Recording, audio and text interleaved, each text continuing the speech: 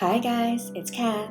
Today, I'm going to show you how to build this versatile miniature room box. It's perfect for staging all your miniatures in different settings.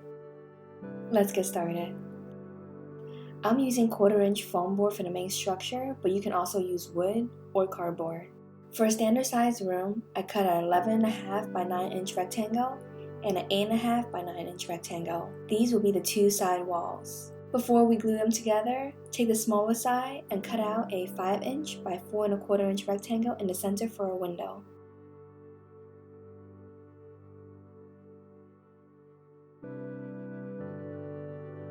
To frame the window, we are using these 1/4-inch thick coffee stirrers.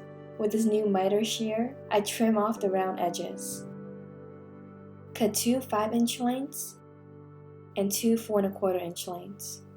Use wood glue to glue them inside the perimeter of the window.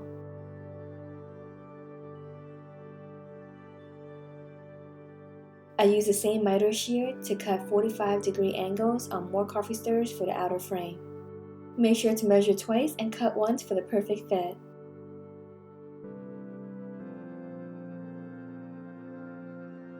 Now you can glue the walls together. For the flooring, cut out an 11.25 by 8.5-inch rectangle from more foam board. Glue it in place. For the look of baseboards, we're using more of those 1/4-inch coffee stirrers and some of these even thinner coffee stirrers. Stack the thinner one on top of the thicker one for a bevel look. Paint it white.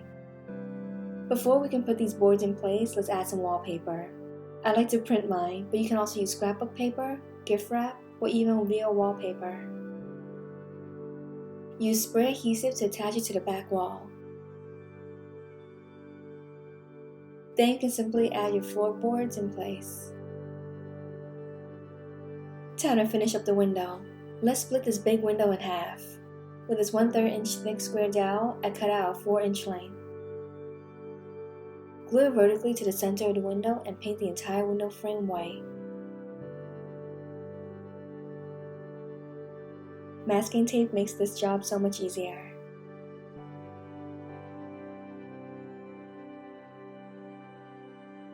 For a curtain rod, I'll be taking this thin round skewer and cutting it to a length of 7.25 inches.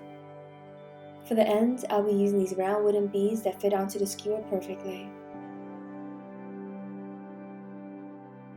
Simply paint the curtain rod any color you like. I'll be painting this one silver for a modern look.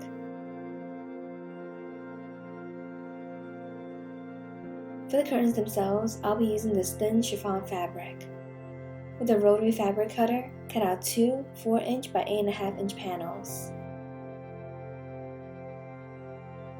Wrap the top edge of the panel across the curtain rod and glue it in place with permanent fabric glue. You can also sew a stitch across for a stronger hold. Once the glue is dry, the curtains can move freely across the rod. Add the ends of the curtain rod on. To create a ruffle or pleated look, you'll need some cardboard and some sewing pins. Glue the curtain rod onto the cardboard. Then play around with the curtains to create the look you want. Make sure to pin the panels exactly where you want them to stay. Be patient and take your time with this step. Once you have your fabric draped just the way you like it, it's time to hold it in place. For that, I'll be using this laundry starch. Simply spray the starch onto the curtains and wait for it to dry. I like to use several coats for a stronger hold. An alternative is to use fabric medium and apply it to all the curtains. Once the starch or the medium has dried, you can remove all the sewing pins. Take the curtain rod off the cardboard and add it to your wall. Last add-on. If you would like a removable hardwood floor, this is how you would do it. I take a piece of chipboard the same size as my flooring. Simply glue on thin coffee stirrers, staggering them 2.5 inches apart. We've done this technique so many times before, and it's always as therapeutic as the last.